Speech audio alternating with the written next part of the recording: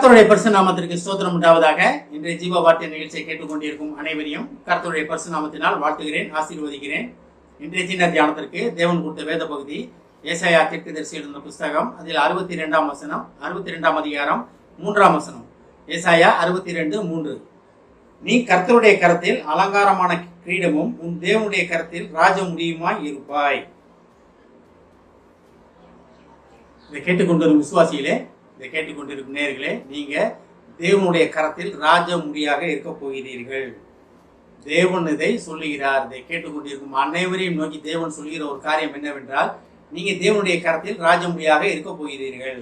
இதுல 2 காரியங்கள் சொல்லப்பட்டிருக்கிறது. ஒண்ணு பாருங்க, தேவனுடைய கர்த்தருடைய கரத்தில், அது ரெண்டுமே தான். நீ கர்த்தருடைய கரத்தில், அடுத்ததும் தேவனுடைய கரத்தில். கர்த்தர் தேவன் நம்ம எல்லாமே ஒண்ணுதான். அதுல நம்ம ரொம்ப இது பண்ண தேவையில்லை. கர்த்தருடைய கரத்தில் யாரா இருப்போமா? அலங்காரமான கிரீடம். அலங்காரமான கிரீடமும் அடுத்தது தேவனுடைய கரத்தில் ராஜ முடியுமா இருப்பாய். அப்ப தேவனுடைய கரத்துல நீங்க இருக்கிறீங்க. அதை தான் தேவன் இதுல சொல்ல ஆசைப்படுகிறார். நீங்க கர்த்தருடைய கரத்தில் வாசம் பண்ணுகிறீங்க. ஏன்னா உள்ளங்கையில் வரைந்து வைத்திருக்கிறார், உள்ளங்கையில் உங்களை தாங்கி கொண்டிருக்கிறார். நீங்க போற பாதைகள் எல்லாம் தேவனுடைய கண்கள் நோக்கி கொண்டிருக்கிறது. நேற்று தினம் யோசிச்சு பார்த்தோம், நம்ம நீ பயப்பட வேண்டாம், கலங்க வேண்டாம், தேவனாய கர்த்தர் தாமே உண்மையை செல்கிறார், கர்த்தர் தாமே உன்னுடன் இருக்கிறார் அப்படின்னு பார்த்தோம். நம்ம எதுக்காக? நம்மளை ராஜ முடியுமாக தேவனுடைய கரத்தில் அலங்காரமான கிரீடமாக இருப்பதற்காக.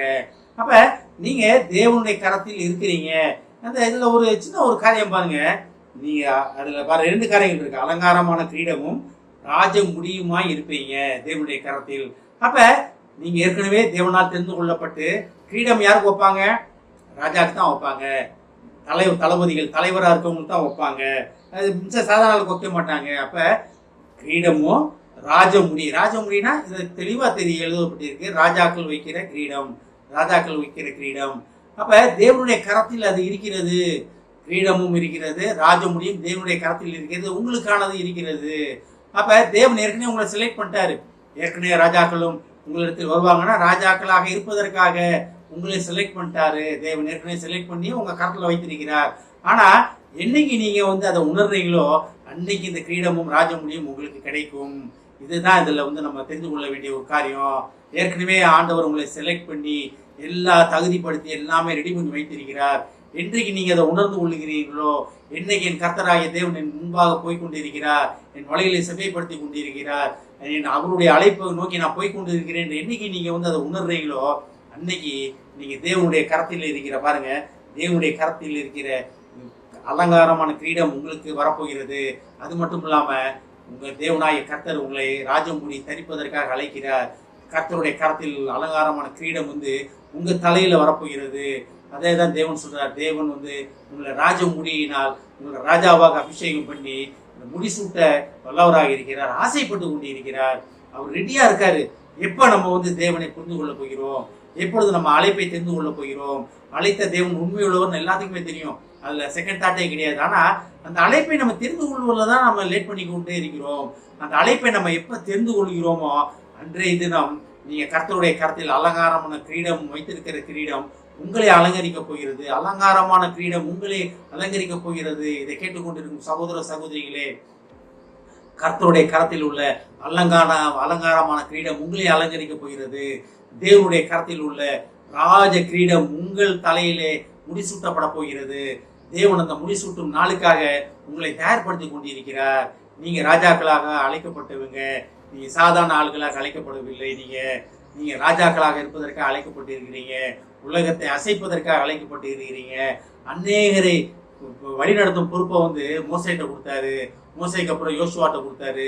அதே போல ஒவ்வொரு தலைமுறைக்கும் ஒவ்வொருத்தங்க வழிநடத்தி வந்தாங்க. நம்ம ராஜாக்கள்ல இருந்து பார்க்கலாம், நியாயாதிபதிகளை பார்க்கலாம், ராஜாக்கள்ல பார்க்கலாம், தீர்க்கதரிசிகளை பார்க்கலாம், அப்போஸ்தலர்களை பார்க்கலாம். சகலமும் ஒருத்தங்க மூலம் நடத்தி கொண்டே இருந்தார். ஆனா புதிய ஏற்பாட்டில் பார்த்தீங்கன்னா சாதாரண மக்கள் எந்திரிச்சு நின்றாங்க.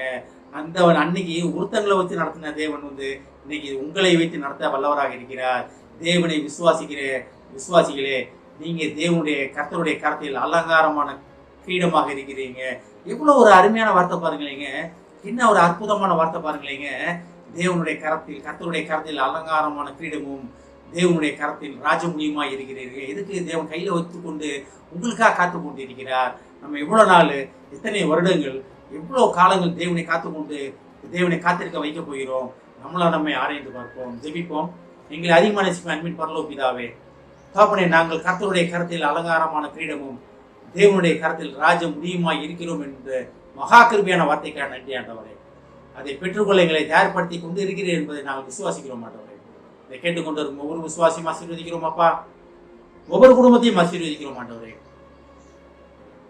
தகப்பனே, குடும்பத்தின் தேவைகளை நீர் சந்தித்து